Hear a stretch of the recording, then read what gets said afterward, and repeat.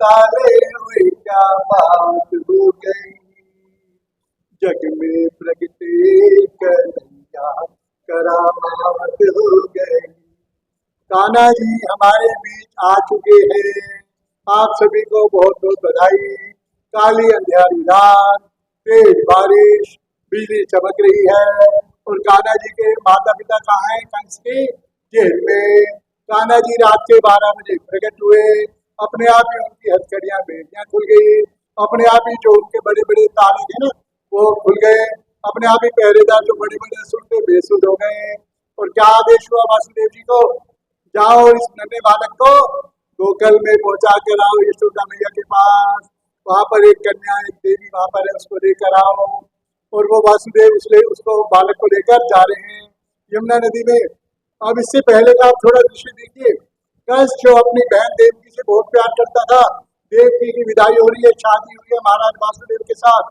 उनको बोला कि मैं स्वयं उस रथ को चला के नगर के बाहर तक लेकर जाऊंगा, मेरी बहन मुझे जान से प्यारी है।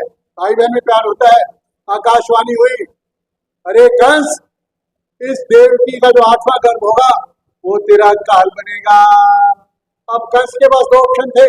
हमने देखा राजा परीक्षित को पता लगा कि 7 दिन बाद तेरी मृत्यु होगी। उसने क्या किया? विधि का विधान अटल है, कोई नहीं बदल सकता।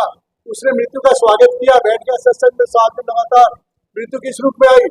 रक्षक तो नाम मात्र उसको डसने आया, लेकिन उसके साथ भगवान के जो देवता होते हैं स्वर्गलोक से, उनको साक्षात पुष्प विमान में लेकर गए। मृत्यु का उसने क्या किया? स्वागत किया। लेकिन कंस ने क्या सोचा? मैं विधि के विधान को बदलना चाहता हूँ, मृत्यु मेरी कैसे हो सकती है?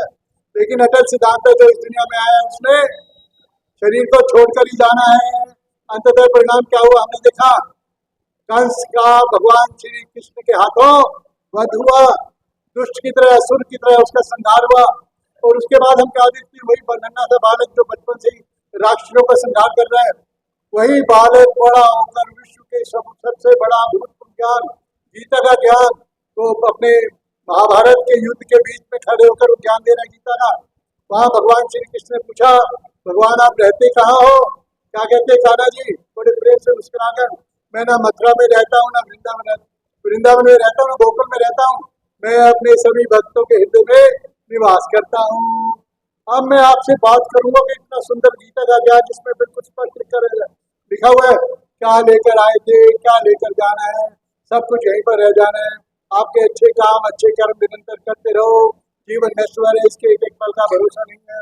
हमारे देश में इतना सुंदर ज्ञान होने के बावजूद हम कई बार खबरें पढ़ते सुनते क्या है, एक 20 वर्ष की बेटी अपने घर से पढ़ने के लिए कॉलेज गई, कॉलेज नहीं पहुंची, माता पिता उसके गुम होने की जो है रिपोर्ट दिखा रहे हैं।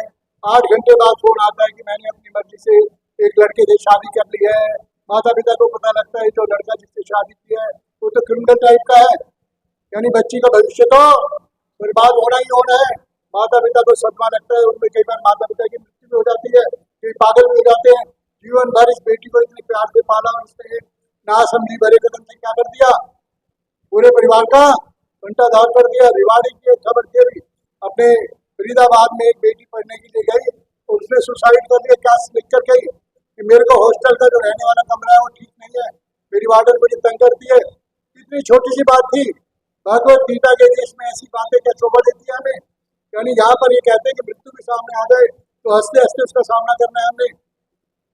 18 वर्ष का बालक, माता पिता ने उसे कहा कि मोबाइल का ज्यादा उपयोग मत करो, उसको डांट दिया, उस बच्चे ने सुसाइड कर ली।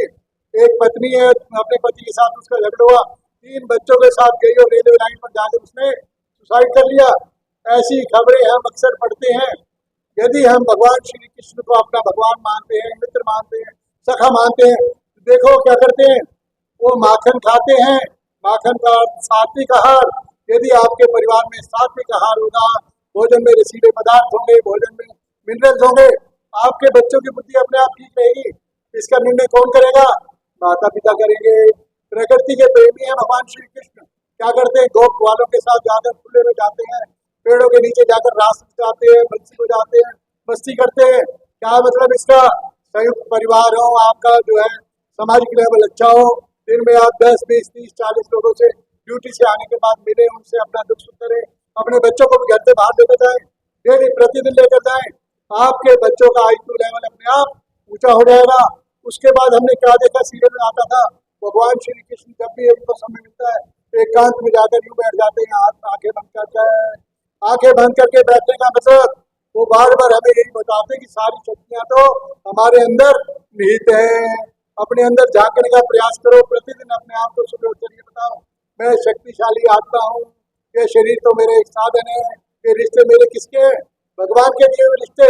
कोई माता पिता, भाई बहन, बंधु, अड़ोस पड़ोस कौन है, साक्षात भगवान का स्वरूप। ऐसी बातें यदि आपके परिवार में निरंतर होने लगेगी, भगवान श्री कृष्ण का जीवन और उनका उपदेश आपके परिवार में आने लग जाएगा, तो कोई कारण नहीं कि आपका परिवार एक आदर्श परिवार होगा। आप धरती पर एक स्वर्ग की तरह अपने परिवार का आनंद ले पाएंगे। बड़े प्रेम से बोलेंगे, बोलो कृष्ण कन्हैया लाल की।